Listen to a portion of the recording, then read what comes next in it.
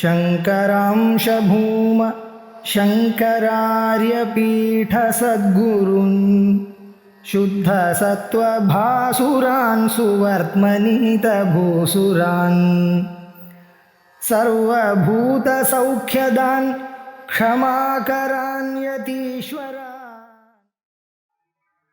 श्रीगुरुभ्यो नमः। हरिष्कर्म्य सिद्धि மூணாவது அத்தியாயம் 99வது ஸ்லோகம்.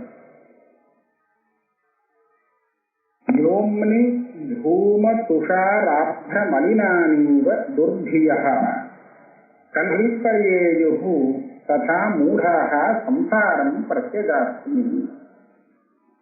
இந்த ஆகாசத்துல நமக்கு பார்த்தா ஒரு நாளைக்கு ஒரு நிமிஷம் ஒரு புகை இருக்கிற மாதிரி தெரியும்.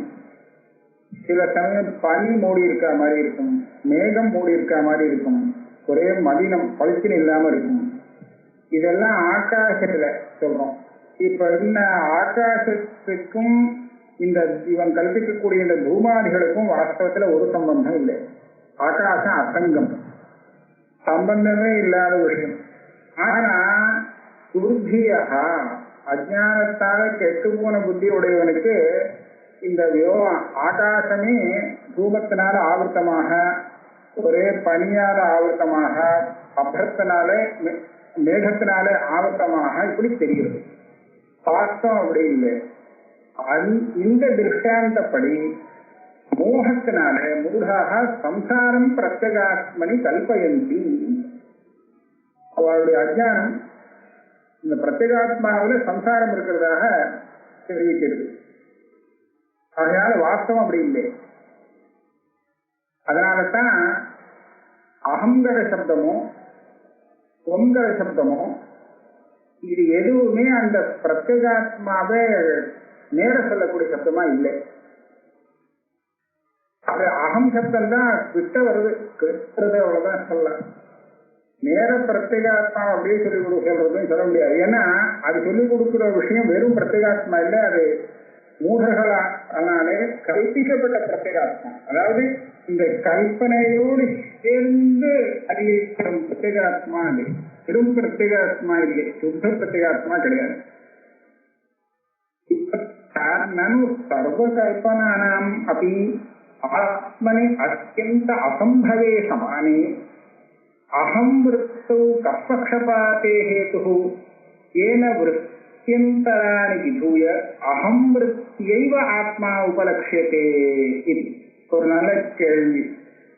பிரத்யேகாத்மான்னு ஒண்ணுதான் இருக்கு, அதுலதான் எல்லா கல்பனையும் வரணும். எந்த கல்பனையா இருந்தாலும் அந்த கல்பனைக்கு அதிஷ்டானம் ஆதாரமா இருக்கிறது ஒரே பிரத்யேகாத்மா தான். கல்பனைன்னு சொன்னாலே அது வாஸ்தவம் இல்லைன்னு ஆயிடும். இந்த பிரத்யேகாத்மாவில வாஸ்தவமா ஒரு கல்பனையும் இருக்காது, இருக்க முடியாது. அத்தியந்த அசம்பவே சமானி. அப்ப அகங்காரத்தை கல்பனை பண்ணினாலும் அது இல்லை, வாஸ்தவம் இல்லையா? வெளியில கடத்தை நம்ம பார்க்கிறோமே, வெளியில பார்க்கிறோமே பிரபஞ்சத்தை கல்பனை பண்ணினாலும் அதுவும் அங்க இல்லைதான். பரமாத்மாவில பிரத்யேகாத்மஸ்வரூபத்துல பிரபஞ்சமும் இல்லை, அகமும் இல்லைதான். இது ரெண்டுமே சமானம். அப்படி இருக்கிறச்ச பிரத்யேகாத்மாவை போதனம் பண்றச்ச அகங்கரத்தை விசேஷமா எடுத்துக்கிறதே, அதுல உங்களுக்கு என்ன ஒரு பக்ஷபாதம்? அகம் விருத்தௌ பக்ஷபாதே ஹேதுஹு. அகம்னு பிரத்யேகாத்மா தெரிஞ்சுக்கிறதுக்கு சொல்றே, கடம்னு தெரிஞ்சுட்டா என்ன குறைஞ்சு போச்சு? அகம்னு சொன்னாலும் ஒரு அந்தகரணத்தை கலந்துதான் சொல்ல முடியாது பிரத்யேகாத்மாவை. கடம்னு சொன்னா வெளியில உள்ள தெரியக்கூடிய ஒரு திருஷ்யத்தை கலந்து சொல்றோம். ஆக ரெண்டுலயுமே நீங்க லட்சணம் பண்ணீங்கன்னா பிரம்மம் தான் நிற்கும். அகங்கிறதுலையும் லட்சணம் பண்ணி வெறும் பிரம்மத்தை சொல்லணும். வெளியில பார்க்கக்கூடிய கடப்பட்டாதிகளையும் அந்த சப்தத்தையும் லட்சணம் பண்ணி சொன்னா கடப்பட்டாதிகளை எடுத்துட்டு வெறும் பிரம்மம் தான் தெரியப்படுது. இப்படி இருக்கிறது இந்த அகங்கிறதுல உங்களுக்கு என்ன விசேஷமான ஒரு ஈடுபாடு இருக்காக அதை சொல்லணும். ஏன விருத்தியந்தராணி விதூய அகம் விருத்தியைவ ஆத்மா உபலக்ஷ்யதே. நீங்க ஒரு பட்சபாதம் பண்ற மாதிரி இருக்கேன். மற்ற விற்த்திகள் எல்லாத்தையும் விட்டா கட்டாகார விற்பி பட்டாகார விற்பி அகம் அப்படிங்கிற ஒரு விற்பி இருக்கு, இதை மாத்திரம் வச்சுட்டு இதனாலதான் அந்த பிரத்யேகாத்மா உபலக்ஷியதே, பிரத்யேகாத்மா அந்த அகம் விற்த்தியா உபலக்ஷியதேன்னு சொல்றீங்களே, இதுல உங்களுக்கு என்ன விசேஷம் இருக்குது? அதுக்கு சொல்ற உச்சதே கிந்நிபேயமஹம் விருத்திः பிரதீதீவ ஆத்மனோ அன்யதः பூர்வோக்தேभ्यश्च हेतुभ्यः தஸ்மாதாத்மா அனயோச்சியதே. அதெல்லாம் பதில் சொல்ற இந்த அகம் விருத்தி இருக்கே, அகம் விருத்தி சின்னிபா இயம். சின்னிபா சித்த போலவே சித்தன சைத்தன்யம், சைத்தன்யமாகவே கொஞ்சம் கூட வித்தியாசம் தெரியாம சைத்தன்யமாகவே நமக்கு தோன்றதான். மற்ற விஷயங்கள் அப்படி இல்லை. மற்ற ஆக்கார கட்டாகார விருத்தி வரைக்க கடத்தை சைதன்யமா நாம புரிஞ்சுக்கல, கடமாதான் புரிஞ்சுக்கிறோம். ஆனா இங்கே அகமாக்கார விருத்தி வரைக்க அந்த அகமாக்காரங்கிறது நமக்கு எப்படி தெரியுதுன்னா ஆத்மாவாவே தெரியுது. அதான் விசாரம். மற்ற விருத்திக்கும் இதுக்கும் அதான் பிரதீதி இவ பிரத்யேகாத்மா மாதிரியே தெரியுது. இந்த அகம்னு சொல்லிட்டோம்னா இந்த விற்த்தியில பாதிக்கக்கூடிய விஷயம் சாட்சாத் பிரத்யேகாத்மா அப்படின்னு நீங்க யார்கிட்ட கேட்டாலும் சொல்லுவா. பிரத்யேகாத்மா தான் அகம்னு, அதைத்தான் அகம்னு சொல்லுவோம். அதனால இதை ரொம்ப விவேச்சனம் பண்ணி பார்த்தாதான் இதுல ஒரு அனாத்மாம்சம் கலந்து கிடக்கு அப்படிங்கிறது தெரியுமே தவிர மற்றபடி இது பிரத்யேகாத்மாவா பாதிச்சுட்டு இருக்கு. மற்ற வெளி விஷயாக்கார விற்த்திகள்லாம் அப்படி தெரியல. அதனாலதான் அதை நாங்க எடுத்துக்கல உபதேசம் பண்றதுக்கு. இதைத்தான் எடுத்துக்கிறோம். பிரதீதீவ ஆத்மனஹா அந்யதா பூர்வோக்தேभ्यश्च हेतुभ्यः.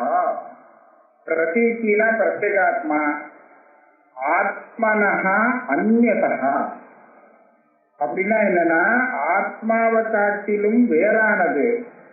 இப்ப கட்டம் பட்டம் அப்படிங்கிற அந்த விற்பி எல்லாம் இருக்கு இல்லையா, கட்டாக்கார பட்டாக்கார விற்பி. அந்த விற்பியை பார்த்தா நமக்கு இது ஆத்மா இல்லைன்னு முதல்ல தெரிஞ்சு போடுது. அந்நிய விற்பியை காட்டிலும் இந்த அகம் விற்பியானது வித்தியாசமா இருக்கு. அதாவது பிரதீதி பிரத்யேகாத்மாவாகவே தெரிகிறதுங்கிறது விசேஷம். அது மாத்திரம் இல்லை, பூர்வோக்தேभ्यश्च हेतुभ्यः. இதுக்கு முன்னாடி அகம்னு தெரிஞ்சாதான் அந்த பிரத்யக்ஷம்னு தெரியுது. அயம் சஹா அப்படி எல்லாம் தானே மற்ற விஷயத்த சொல்றோம். அப்படி சொன்னாக்க அது பரோட்சம் தெரியுது, அந்த காலத்துல வேறாக தெரியுது. அதனால இந்த மாதிரி ஒரு பிரதீதியை உண்டு கொண்டது மற்ற சப்தங்கள் மற்ற விற்த்திகள். அதனால அதை எடுத்துக்க முடியாது. அகம்னு சொன்னா நான் தான்னு பிரத்யட்சமாக தெரியும். அந்த காரணத்தினாலையும் இந்த விற்த்தியத்தான் நான் ஆத்மஸ்வரூபத்தை பிரத்யேகாத்மஸ்வரூபத்தை தெரிவிக்கிறதுக்கு லட்சணையா போதிக்கிறதுக்கு எடுத்துக்கிறேன். தஸ்மாத் ஆத்மா அனயா உச்சதே. அகங்கிற இந்த சப்தத்தினாலே ஆத்மா சொல்லப்படுறது. ஆனா அதுல கலந்திருக்கிற பாகத்தை எடுக்கிறதுக்காக லட்சணையை நான் வச்சுக்க வேண்டியது.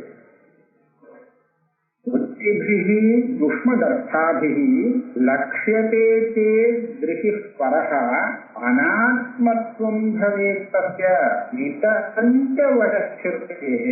இப்ப நான் அகங்கிறத விட்டுட்டு நான் மாத்திரம் நீங்க சொல்றேங்கிறதுக்காக வேற ஏதாவது ஒரு பாக்கியாக்கார விருத்தி எடுத்துட்டு அதை பிரம்மம்னு சொல்லி கொடுத்தேன்னா இந்த கட்டத்தை பார்த்து இதை பார்த்தியா இந்த கட்டம் பிரம்மம் பிரம்மா அப்படின்னு சொல்றதுக்கு பதில் அந்த கட்டம் பிரம்மம்னு சொல்லி கொடுத்தேன்னா வாஸ்தவத்துல அது ஒன்றும் தப்பாகாது. அதுவும் பிரம்மன் தான். இருந்தாலும் புரிஞ்சுக்கிறது எப்படி புரிஞ்சுக்க முடியும்? இதே மாதிரி சொல்லணுங்க. அந்த கடஹா பிரம்மாங்கிற இடத்துல கடசப்தத்துக்கு ஜகது லட்சணம் பண்ணி அந்த ஜடாம்சத்தை வியாவிருத்தி பண்ணி அதை எடுத்து விட்டுட்டு சைத்தன்யாம்சம் அங்க சொல்லப்படுறது அப்படின்னு வியாக்கியானம் பண்ணிவிடலாம். விருத்திபிஹி யுஷ்மதர்த்தாபிஹி லக்ஷ்யதே சேத் திருஷிः பரஹ வியாக்கியானம் பண்ணி இதே அர்த்தத்துக்கு என்னமோ கொண்டு வரலாம். ஆனா அனாத்மத்துவம் பவேத் தஸ்ய. யுஷ்மதர்த்தாபிஹி அனாத்மசேகமான விற்த்திகள்னாலே அதே திருஷ்டியை சொல்லி கொடுத்தா, அதே சைத்தன்யத்தை சொல்லி கொடுத்தா அது அனாத்மாவாகத்தான் பாதி.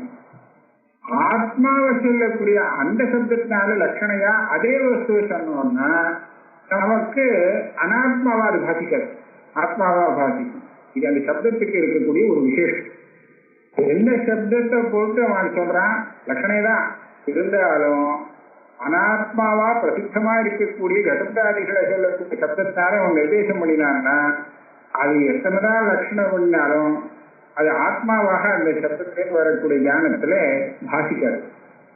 அதே சமயத்துல ஆத்மாவை சொல்றதுக்குன்னு பிரசித்தமா வச்சுட்டு இருக்கிற அகம் சப்தம் இருக்கேன், இந்த அகம் சப்தத்தை வச்சு நான் பேசினேன்னு சொன்னா அப்ப வரக்கூடிய போதத்துல எங்கேயுமே அகங்கிற அம்சத்தை எடுத்துட வேண்டியதாக தான் இருக்கு. இருந்தாலும் லட்சணையா தெரியக்கூடிய அந்த சைத்தன்ய ஸ்வரூபம் இருக்கு, அது ஆத்மாவாக அப்பதான் தெரியும். அதனால்தான் அகம் விருத்தியில இருக்கிற விசேஷம் இது.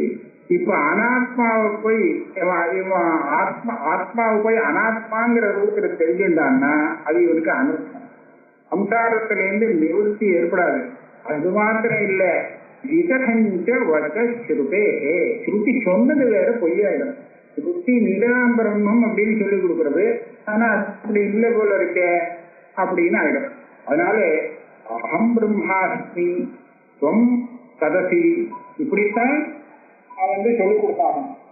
இப்படி சொல்லிக் கொடுத்தாதான் சரியானபடி அர்த்தம் வரும். யதோக்தேன அனேன குணலேசேன அஹங்கர்த்திரு கர்மயா லக்ஷ்யதேசௌ அகம் விருத்யா நாஞ்சசா அத்ர அபிதீயதே.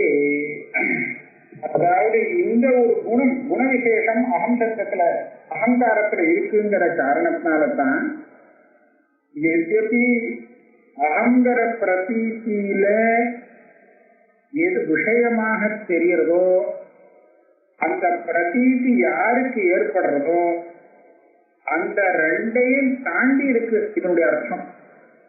அப்படின்னா அகம் அப்படின்னு நான் இப்பவே என்ன தெரிஞ்சுக்கிறேன், இது அகங்கிற பிரதீதிக்கு நான் கர்த்தாவா இருக்கேன். அகங்கிற பிரதீதியில நான் எதை தெரிஞ்சுக்கிறேன் அப்படின்னு சொன்னா என்ன அப்படின்னு சொல்லணும். என்னையே தான் நானே தான் தெரிஞ்சுக்கிறேன். அப்ப என்னையே நானே தெரிஞ்சுக்கிறேன்னு சொன்னா தெரிஞ்சுக்கிறவன் அகம்னு தெரிஞ்சுக்கிறவனும் நானே, அகம்னு தெரிஞ்சப்படுறவனும் நானே தான், அந்த ஞானத்துக்கு விஷயமா இருக்கிறவன் நானே. அதனால அகம் கர்த்திரு கர்மா. ஆனா இந்த சைத்தன்யம் இருக்கு, இது ரெண்டும் இல்லை. கர்த்தாவாகவும் கர்மாவாகவும் இந்த ஞானத்துக்கு தன்னை சொல்லிக்கலாம். ஆனா சொல்றது தப்பு. அந்த இடத்துல கொஞ்சம் பேதத்தை கல்பனை பண்ணலைன்னா கர்த்தாவாகவும் கர்மாவாகவும் என்னால இருக்க முடியாது. ஆனா அந்த பேதம் கல்பிக்கப்பட்ட அந்த வஸ்துவை நான் ஆத்மான்னு அதை சொல்லிக் கொடுக்கல. அது பேதம் இல்லாத சைத்தன்யம் இருக்கே அதைத்தான் சொல்லிக் கொடுக்கிறது ஆத்மஸ்வரூபம்னு வேதாந்தம்.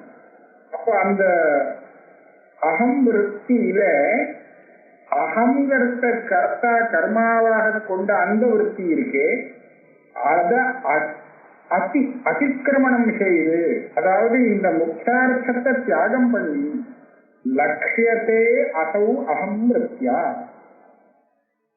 அந்த விற்த்தியாலே லட்சணையா அசௌனா நம்ம சைத்தன்யம் சுத்த சைத்தன்ய ஸ்வரூபமானது லட்சணையா போதிக்கப்படுகிறது. இந்த கர்த்திருக்கர்ம உள்ள அதனால அதை சோதனை பண்ணி ஏற்கனவே அன்வய வெற்றிகள்லாம் பண்ணி காமிக்குது. நாஞ்சசா அத்த அபிதீயதே. நாஞ்சசானா சாட்சாத் நேரடியா அந்த அகங்கிற சப்தம் ஆத்மஸ்வரூபத்தை வாக்கிய விருத்தியா சொல்லி கொடுக்காது. ஏன்னா அது முக்கிய விருத்தியா அதை சொல்றதுக்கு அதுக்கு சாமர்த்தியம் இல்லை. நாஞ்சசா அத்த அபிதீயதே. அப்போ கேட்டா ஏன் அப்படி சொல்லக்கூடாது? நாஞ்சசா அத்த அபிதீயத்தே இது கோ ஹேது, என்ன ஹேது, என்ன காரணம்? அகங்கிற சப்தத்தை நம்ம சுத்த ஆத்மாவுக்கு வச்சு விடலாமே. அகம்னா வெறும் ஆத்மா தான், அதுல போய் இருக்க அந்த கரணத்தை கலந்து சொல்றதுன்னு சொல்லணும் அப்படின்னு கேள்வி. அதுக்கு பதில் சொல்றார், ஷஷ்டி குண கிரியா ஜாதி ரூಢயா சப்த ஹேதவஹ நாத்மனி அந்யதமஹ அமீஷாம் தேனாத்மா நாபிதீயதே. ஒரு சப்தம் ஒரு அர்த்தத்தை தெரிவிக்கணும் அப்படின்னு சொன்னா வெறும் தெரிவிக்க முடியாது. அதுல ஒரு எதையோ ஒண்ணு சேர்த்துதான் அந்த சப்தம் அதை தெரிவிக்க முடியும். அது என்னென்னா ஷஷ்டி சப்தத்தால இங்க சம்பந்தத்தை எடுத்துக்க வேண்டியது. சம்பந்தம் அல்லது ஏதாவது ஒரு குணம் அல்லது கிரியை அல்லது ஜாதி ஒண்ணும் இல்லை அப்படின்னு சொன்னாக்க ரூಢி எதிர்ச்சியா இந்த சப்தத்துக்கும் அந்த சப்தத்துக்கும் நேரம் ஒண்ணும் சம்பந்தம் இல்லை, ஆனா பேர் வச்ச அதனால இந்த சப்தத்தால தெரிகிறதுன்னு சொல்லணும். ரூಢி இதுதான் லோகத்துல வாக்கிய விருத்தியா ஒரு சப்தத்தினாலே நாம புரிஞ்சுக்கிறதுக்கு ஹேத்துவா இருக்கான். சப்த ஹேதவஹா, இதெல்லாம் சப்த ஹேத்து. இப்ப நான் வேதாந்தம் சொல்லி கொடுக்கக்கூடிய அந்த ஆத்மஸ்வரூபம் இருக்கே, அந்த ஆத்மஸ்வரூபத்திலே இந்த ஹேத்துக்கள் ஏதாவது இருக்கான்னு பாருங்க. இது ஏதாவது கிடைச்சதுன்னா சப்தம் நேரடியா அதை தெரிவிக்க முடியும். ஆனா எதுவுமே இல்லை. நாத்மனி அந்நியதமாக அமீஷாம். இந்த ஷஷ்டி, அதாவது சம்பந்தம், குணம், கிரியா, ஜாதி, ரூடி ஒண்ணுமே ஆத்மாவில் கிடைக்கல. அதனாலதான் எந்த சப்தத்தினாலும் இந்த ஆத்மஸ்வரூபத்தை சொல்ல முடியலே. தேனாத்மா நாபிதீயதே. இதை நாம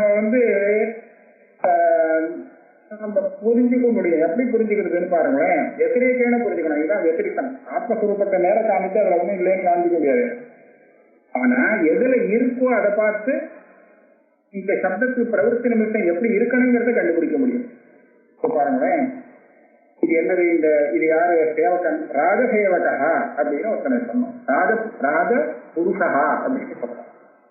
ராஜபுருஷா அப்படிங்கிற சப்தத்துல நமக்கு ராஜாவுடைய சம்பந்தம் இருக்கிறதுனால இந்த ராஜசப்தாங்கிற ராஜபுருஷான்னு அவனை சொல்றோம். ராஜாவோட சம்பந்தப்படாத ஒரு புருஷன் இருக்கான், ஆனா அவனை ராஜபுருஷான்னு சொல்லல. ஏன் சொல்லல? ஏன்னா ராஜாவுடைய சம்பந்தம் இருக்கிற இடத்துல தான் இந்த ராஜபுருஷாங்கிற சப்தம் பிரயோகம் பண்ண முடியும். இது அதைத்தான் சொல்லும். ராஜபுருஷ சப்தம் ராஜா சம்பந்தப்பட்ட ஒரு மனுஷனைத்தான் சொல்லும். அதனால அப்ப அந்த சம்பந்தம் இல்லாட்டா அதை சொல்ல முடியாது. அதே மாதிரி குணம், இது எப்படி இருக்கு? வெளுப்பா இருக்கு, சுக்லஹா அப்படின்னு சொல்றாங்க. சுக்ல குணம் இருந்தா தான் அந்த சுக்லையும் சொல்ல முடியும். கருப்பா ஒண்ணு இருக்கு, அதை பார்த்து சுக்லஹா அப்படின்னு எப்படி சொல்ல முடியும்? அப்போ அந்த குண சம்பந்தம் இருந்தா தான் அந்த சப்தம் அதை சொல்லும். அதே மாதிரி கிரியா, பாத்தகா அப்படின்னு சொல்றோம். எதுக்காக இவனுக்கு பாத்தகான்னு இந்த பேர் வந்தது அப்படின்னு கேட்டா, இவன் அந்த பாக்க கிரியையோட சம்மந்தப்பட்டிருக்கான். இவன் செய்யறான், அந்த சமையல் காத்து செய்யறான் அப்படிங்கறதுனாலே இவனுக்கு பாத்தகான்னு சப்தம் வந்திருக்கு. இந்த சப்தம் அவன் சொல்றது. அதே மாதிரி ஜாதி, பிராமணா அப்படின்னு இவன் ஏன் சொல்றது அப்படின்னு கேட்டா, அந்த குலத்துல பிறந்திருக்கா, அந்த ஜாதி அவனுக்கு இருக்கு. அதனால இந்த சப்தம் அவனை சொல்றது. இவனுக்கு எப்படி திட்டகா அப்படின்னு பேர் வந்ததுன்னா, இந்த மாதிரி வச்சிருக்கா, பேர் வச்சா அதனால வந்தது. ஆக இந்த ஷஷ்டி, குண, கிரியா, ஜாதி, ரூடயா இது இல்லாம எங்கேயாவது அந்த சப்த பிரவருத்தி நிமித்தம் கிடைச்சுதா? எந்த சப்தத்தை எடுத்தாலும் இதுல ஏதாவது ஒண்ணு இருந்துதான் ஆகணும். ஆனா இந்த ஆத்மஸ்வரூபம் அசங்கமா இருக்கிறதுனாலே இது எதோடும் சம்பந்தப்பட்ட விஷயம் இல்லை. அதனால ஷஷ்டிங்கிறது கிடையாது, சம்பந்தம் கிடைக்காது. நிர்குணம் அப்படின்னு சொல்லப்பட்டிருக்கு, அப்படிதான் சொல்லிக் கொடுக்கறது. அதனால குணசம்பந்தம் கிடையாது. நிஷ்கிரியம், கிரியா சம்பந்தம் இல்லை. அது ஜாதி கிடையாது. ஏன்னா ஒன்னே ஒண்ணுதான் மொத்தமே ஆத்மஸ்வரூபம், அதுல எந்த ஜாதியும் இல்லை. யாருக்காவது இந்த ஆத்மஸ்வரூபத்துக்கு ஏதாவது ஒரு பேரை வச்சிருக்காளான்னு கேட்டா யாரும் பேரும் வைக்கல. அதனால ரூಢியும் இல்லை, ஒண்ணுமே இல்லை. இந்த சக்தி, குண, கிரியா, ஜாதி, ரூபயா, சப்த ஹேத்துவான்னு சொன்னா இந்த சப்த ஹேத்துக்கள்ல ஒண்ணு கூட அந்த ஆத்மஸ்வரூபத்துல கிடைக்கல. என்ன சப்தத்தை வச்சு சொல்றது? அத ஒன்னும் சொல்றதுக்கு இல்லை. அதனாலதான் ஆத்மா நாபிதீயத்தே, ஒரு சப்தத்துக்கு வாக்கியமாக ஆகாது. ஆனா இந்த சப்தத்தினாலதான் அதை புரிய வச்சாகணும். அதனால என்ன பண்றது அப்படின்னு கேட்டா, அந்த வாக்கியமாக வாக்கியார்த்தத்தை எடுத்துக்காமல், அதாவது லட்சணா பண்ணி அதை விட்டுட்டு போதிக்குமா இந்த சப்தம். சப்தத்துக்கு அப்படி ஒரு விசேஷமான சக்தி இருக்குங்கிறார். அடுத்த இதுல வரும். அது எது சப்த அபிதான அபிதேயத்துவ சம்பந்தாங்கீகாரேண நாத்மனி பிரவர்த்ததே, நாத்மனி வர்த்ததே, கதம் சப்தாத் அகம் பிரம்மாஸ்மி சம்யுக்தோத்பத்தி. ஒரு பெரிய சந்தேகம் இருக்கு. ஆத்மாவை சொல்றதுக்கு சப்தமே இல்லைன்னு ஆயிடுச்சு. சப்தங்கிறது எப்போதுமே அபிதான அபிதேய சம்பந்தம் எதுல இருக்கோ அதை வச்சுதான் அது போதிக்கும். நான் கடம் கடகா பூதலே அஸ்தி அப்படின்னு சொல்றேன். இந்த இடத்துல படம் பூதலத்துல இருக்குன்னு புரிஞ்சுக்க முடியுமா? இந்த வாக்கியத்துல, இந்த வாக்கியத்துல இருந்து ஒரு துணி கிடக்கு அப்படின்னு அர்த்தம் புரிஞ்சுக்க முடியுமா? நான் கடகத்தை பிரயோகம் பண்றேன். ஏன் முடியாது அப்படின்னு சொன்னா, இந்த கடகத்துக்கு என்ன கருத்தில்? இது ஏன் பட்டத்தை சொல்லக்கூடாது? அப்படின்னு கேட்டா அபிதான அபிதேய சம்பந்தம் இல்லை. படங்கிற அர்த்தத்தோட இந்த கடசப்தத்துக்கு வாக்கிய பாவ சம்பந்தம் கிடையாது. ஆகையாலதான் இந்த சப்தத்தை போட்டு நீ வாக்கியம் பண்ணினா அது அந்த வாக்கியார்த்தம் பட விஷயமாக வராது, சப்தபோதம் வராதுன்னு சொல்லணும். இது எல்லாருக்கும் தெரிஞ்ச விஷயம். சப்தா அபிதான அபிதேய சம்பந்த அங்கீகாரேணைவ பிரவர்த்ததே. ஆனா இப்ப ஆத்மாவில அந்த சம்பந்தம் தான் இல்லாத போயிருக்கு. அப்போ ஆத்மஸ்வரூபத்தை சப்தம் போதிக்காது அப்படின்னாச்சு. சப்தத்துக்கான இந்த ஆத்மஸ்வரூபத்தை போதிக்கிறதுக்கு ஒரு உபகாரமும் இல்லை அப்படின்னு சொன்னால் கதம் சப்தாத்து சமயக் போதோத்பத்தி அகம் பிரம்மாஸ்மி போதம் உங்களுக்கு எப்படி வரும்? ஏறாத வரும்? சப்தத்தினாலதான் வந்தார். சப்த பிரமாணத்தினால சப்தத்துக்கு இந்த ஆத்மாவோட சம்பந்தமே இல்லைன்னு தெரியும். இப்படியான இந்த சப்தம் ஆத்மஸ்வரூபத்தை அகம் பிரம்மாஸ்மிங்கிற போதத்தை எப்படி ஏற்படுத்தி கொடுக்கும் அப்படின்னு கேள்வி. கதம் சமயக் போதோத்பத்தி பதில் சொல்றார் உச்சியதே. அதுக்கு ஒரு பிரகாரம் வச்சிருக்கீங்க. என்ன பிரகாரம்? அசத்தே வர்த்தமனி ஸ்தித்வா நிருபாயம் உபேயதே ஆத்மத்வ காரணாத் வித்மஹ குணவருத்தியா விபோதிதாக. இந்த சங்கைக்கு என்ன பதில் சொல்றாருன்னு சொன்னா, இந்த மார்க்கம் வர்த்தமான மார்க்கம் பொய்யான ஒரு வழியில போய் சத்தியத்தை நாங்க பிடிக்கிறோங்கிற வேற உபாயம் இல்லை. ஆத்மஸ்வரூபத்தை சொல்லிக் கொடுக்கறதுக்கு வேற ஏதாவது நல்ல உபாயம் இருந்ததுன்னா அப்ப இதை நான் ஆச்சரிக்க மாட்டேன். ஆனா என்கிட்ட அதை போதிக்கிறதுக்கு வேற உபாயமே இல்லை. அதனால வேற வழி இல்லாத நம்ம என்ன செய்ய முடியறதுன்னு கேட்டா, இந்த பொய்யான மார்க்கத்துல போய் அசத்தியே வர்த்மனி ஸ்தித்வா அந்த சத்தியத்தை கண்டுபிடிக்கிறோம். ஏன்னா அதுக்கு வேற உபாயம் இல்லைங்கிறதுனால அது முடியுமான்னு கேட்டா முடியுங்கிற. ஆத்மத்வ காரணாத் வித்மஹா குணவருத்தியா விபோதிதாக. தப்பான வழியில போய் சத்தியத்தை கண்டுபிடிக்க முடியுமா அப்படின்னு நமக்கே ஒரு கேள்வி வரும். சொல்றது பொய் சம்பந்தப்படாத நம்ம எந்த விஷயத்தை பற்றி கேட்டிருப்போமோ அதோட சம்பந்தப்படாத விஷயத்த அதுக்கு முன்னாடி இதுக்கு சொல்லணும். தப்பான வழினா என்னது? தப்பு அப்படின்னா என்ன அர்த்தம்? அதை புரிஞ்சுக்கணும். தப்பான மார்க்கம்னா நமக்கு பாபத்தை கொடுக்கக்கூடியது அப்படி அர்த்தம் இல்லை. இப்போ மயிலாப்பூருக்கு போகிறதுக்கு என்ன மார்க்கம் அப்படின்னு ஒருத்தங்கிட்ட கேட்கிறான். அவன் என்ன பண்றான்? இதுதான் மார்க்கம்னு சொல்லி வேற ஒரு மார்க்கத்தை காண்பிச்சு விடுறான். இப்ப அது மார்க்கமே இல்லைன்னு சொல்லல, அது வேற வழிக்கு போகக்கூடிய மார்க்கம் அது. ஆனா இது மயிலாப்பூர் போகிறதுக்கு தப்பான மார்க்கம். அசத்திய மார்க்கம் அப்படின்னு சொன்னா அது மார்க்கமே அபத்தம் போல இருக்கு அப்படி நினைச்சுக்க வேண்டாம். அது ஒரு மார்க்கம், வேற ஒரு இடத்துக்கு போறதுக்கு அது ஒரு மார்க்கமா இருக்கும். ஆனா எந்த இடத்துக்காக இவன் மார்க்கத்தை கேட்டிருக்கானோ அதுக்கு இது தப்பான உபாயம். நிருபாயம் அப்படின்னு எதை வச்சு சொல்றது? மீமாம்சையில சாதம் சாதனாபாசம் ரெண்டையும் இந்த சாஸ்திரத்துல நிரூபணம் பண்ணப்படுறதுன்னா அப்ப சடான்னு கேள்வி இருந்தது. சாதனத்தை நிரூபணம் பண்றது நியாயமான விஷயம். தர்மத்துடைய சாதனத்தை தான் இந்த மீமாம்சா சாஸ்திரம் நமக்கு விசாரிச்சு கொடுக்குறது. சாதன ஆபாசத்தை பத்தி எங்க சொல்றது? அதை ஒன்றும் சொல்லல போல இருக்கு அப்படின்னா. அப்போ அவர் சொன்னார், சாதனாபாசங்கிறது என்னன்னு நினைச்சுட்டு இருக்கு, அந்நிய சாதனம் அந்நிய சாதனாபாச உச்சதே. இதுக்கு சாதனம் ஏதோ அதை போய் இன்னொன்று சாதனம்னு அவன் எடுத்துட்டான்னா அதுதான் சாதனாபாசம். சாதனாபாசம் அப்படின்னு சொல்லி ஒண்ணு கிடையாது. இதுக்கு எது சாதனமோ இதை போய் அசட்டுத்தனமா வேற ஒண்ணுக்கு சாதனமா எடுத்துக்கிறேன்னு சொல்லி அவன் பண்ணினான்னா அதுதான் சாதனாபாசம். அதை தெரிவிக்கிறது இது சாதனாபாசம், அதை செய்யாதே அப்படின்னு தவிர்க்கிறதுக்காக சொல்றது. அந்த விதத்துல பிரம்மஸ்வரூபத்தை போதிக்கிறதுக்கு சரியான உபாயம் அப்படின்னு ஒண்ணு இருந்ததுன்னு வச்சுங்களேன், அப்போ அதை விட்டுட்டு பாக்கி உபாயங்கள் வேற எங்கேயோ கொண்டு போய் விடுறது, அதை நான் தப்பான உபாயம்னு சொல்லி சொல்லலாம், அசத்தியம் வர்த்தமான. ஆனா வேற உபாயமே இல்லைன்னு சொல்லிட்டா அப்ப அந்த தப்பான உபாயம் தான் எனக்கு சரியான உபாயம். அந்த உபாயத்துல போய் தான் நான் பிடிச்சேன். இதுக்கு என்ன உதாரணம் அப்படின்னு கேட்டா, அந்த திவ்யா சந்திரன் இதை காண்பித்து கொடுக்கணும் அந்த பையனுக்கு. எப்படி காண்பித்து கொடுக்கிறது? ஆகாசம் பூரா பார்த்தாலும் இவனுடைய கண் பார்வை அந்த வித்யா சந்திரன் கிட்ட நிற்க மாட்டேங்கிறது. இன்னதானே அது என்ன தெரியும், அது தெரிய மாட்டேங்கிறது. அப்ப என்னெல்லாம் பண்ணலாம்னு பார்த்தா, சந்திரனோடு சம்பந்தமே இல்லாத ஒரு சாட்சியை காண்பிச்சுட்டார். இது பாரு, அந்த சாட்சியில தர அந்த சந்திரனுக்கு சாட்சியோட அந்த ஓரத்துல பாரு அப்படின்னு சொன்னான். இப்ப சாட்சியுடைய ஓரத்துல சந்திரன் இருக்குன்னு நினைச்சுன்னு அவன் பார்த்தான்னா அந்த சந்திரன் இருக்காது. ஆனா இவன் அவ்வளவு தூரம் போனவனுக்கு சட்டுன்னு சந்திரன் கட்டு விடுவோம், கட்டு விடுவோம். இது சம்பாதித்த நியாயம் மாதிரி. இப்ப ஒரு சாட்சியில பார்க்க சொன்னது தப்புதான், இது தப்புதான். ஆனா இந்த சந்திரனை காண்பிக்கிறதுக்கு வேற உபாயம் தெரியல. அப்படி இருக்கும்போது இவர் சாட்சிய காண்பிக்கிறது தப்புல சேராது. இது தப்பான வழியா இருந்தாலும் இது சரியான மார்க்கம் தான் சொல்ல முடியாது.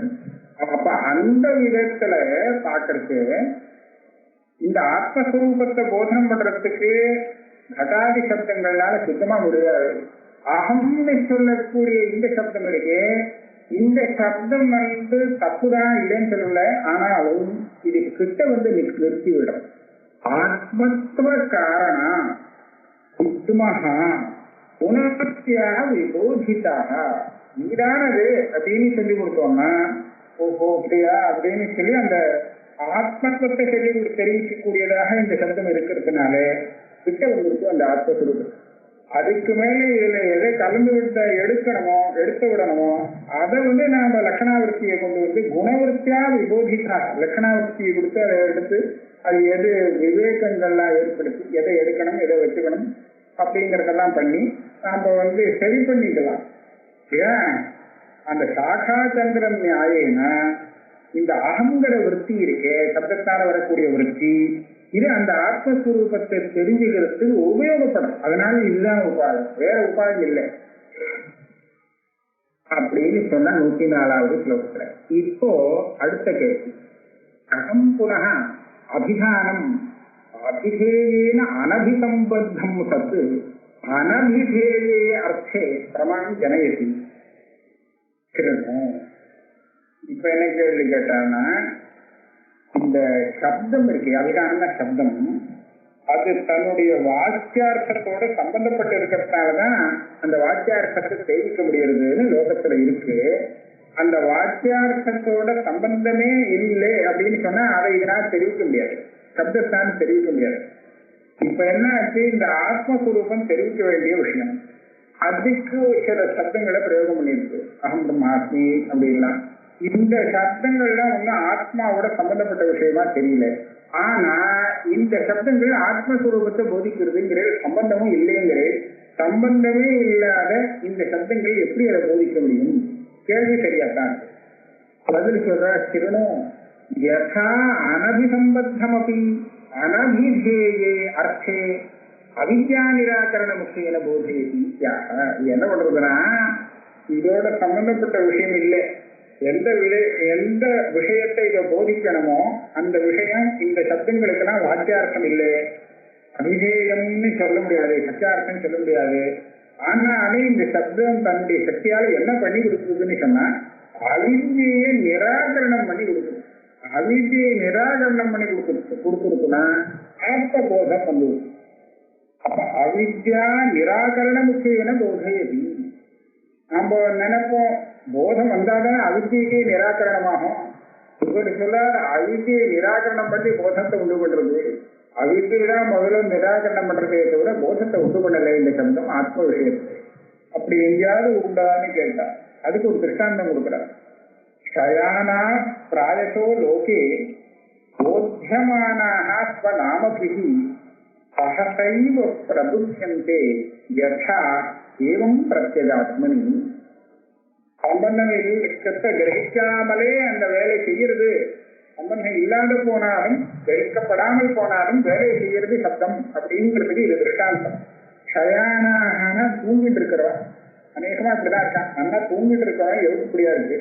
எப்படி எழுப்புறா அப்படின்னு சொன்னா அவ பேரை கூப்பிடுறான், பேரை சொல்லி கூப்பிடுறான். நாமபிகி போத்தியமானா பேரை சொல்லி கூப்பிடுறான், தூங்கிட்டு இருக்கிறவன் எழுந்துக்கிறாங்கிறத நம்ம பார்க்கிறோம். இங்க ஒரு சிக்கல் இருக்கு.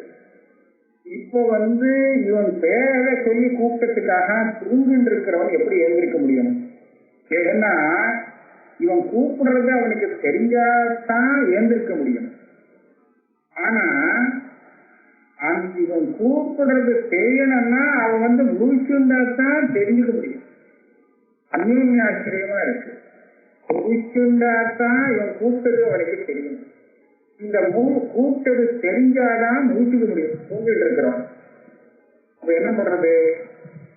ஆனா எப்படியோ முடிச்சுக்கிறாங்கிறது தெரியுது. கூப்பிட்டா அவன் முடிச்சுக்கிறாங்கிறது தெரியுது. அதுல காரியம் நமக்கு வேலை நடக்கிறது. அதுக்குன்னு அந்த எதுக்காக கூப்பிடுறான், இவனை எழுப்புறதுக்காக கூப்பிடுறான். அந்த வேலை அந்த காரியம் பிரயோஜனம் சித்தமாயிடுது இல்லையா? அப்படி என்ன ஆறுதுன்னு இவர் சொல்றார். இந்த சப்தம் இருக்கே அவனுக்கு புரிஞ்சதுக்கு அப்புறம் அது அவனை எழுப்பி விடுறதுன்னு சொல்ல முடியாது. ஏன்னா புரியணும்னா அவன் முதல்ல முடிச்சதுக்கு அப்புறம் தான் புரியும். புரிய வைக்காமலே எழுப்பி விடுறது அப்படின்னு. சயானா பிராயசோ லோகே போத்தியமானாக ஸ்வநாமபிஹி சஹசைவ பிரபுத்தியந்தேன. சஹசான்னு சொன்னா என்ன கூப்பிடுறான் அப்படிங்கறதெல்லாம் நான் தெரிஞ்சுட்டு அதுக்கப்புறம் அவன் முடிச்சுக்கிறாங்கிறது இல்லை. முடிச்சு விடுறான் அவ்வளவுதான்.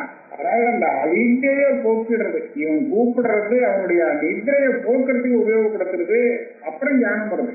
ஞானம் அந்த அவித்தைய நிதிரைய அது போக்கல, நிதிரைய போக்கி ஞானத்தை உண்டுகிறது அப்படின்னு சொல்லும்படியா இருக்கு. அப்ப அதே மாதிரி ஏவம் பிரத்யேகாத்மனி இந்த சப்தம் இருக்கே உபனிஷத் சப்தம். இந்த சப்தம் போதிக்கும் போது இவனும் பெரிய தூக்கத்துல இருக்கான். அவித்யா நிதிரையில இருந்து இருக்கான். இவனை அவித்யா நிதிரையில இருந்து கலத்து விட்டாதான் இவன் சரியானபடி இந்த இதை புரிஞ்சுக்க முடியும். ஆனா புரிஞ்சிருந்தாதான் அவித்யா நிதிரை போகும்னு சொன்னா அதே அந்யோன்யாசம் நின்றுட்டு இருக்கணும். அதனால என்ன பண்றதுன்னு சொன்னா இவன் எப்படி பாதி புரிஞ்சிருந்தானோ என்ன புரிஞ்சிருந்தானோ அதை பத்தி கவலைப்பட வேண்டாம். இந்த சப்தத்தை சொன்னால் அவனுக்கு போதம் வருது. போதம் வருதுன்னா அவித்ய போறது. அவித்ய போறதுனால அவனுக்கு அப்புறம் தந்த ஆத்மஸ்வரூபம் தானா தெரியும்.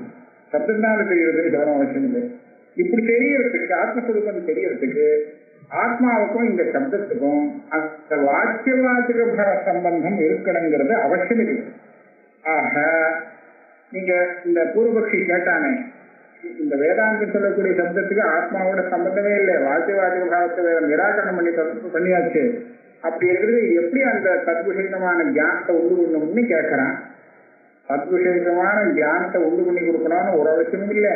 தத்விஷேகமான இந்த அஜானத்தை நிவர்த்தி பண்ணி கொடுத்தா போறோம். அது பண்றதுக்கு இந்த சப்தத்துக்கு சாமர்த்தியம் இருக்கு.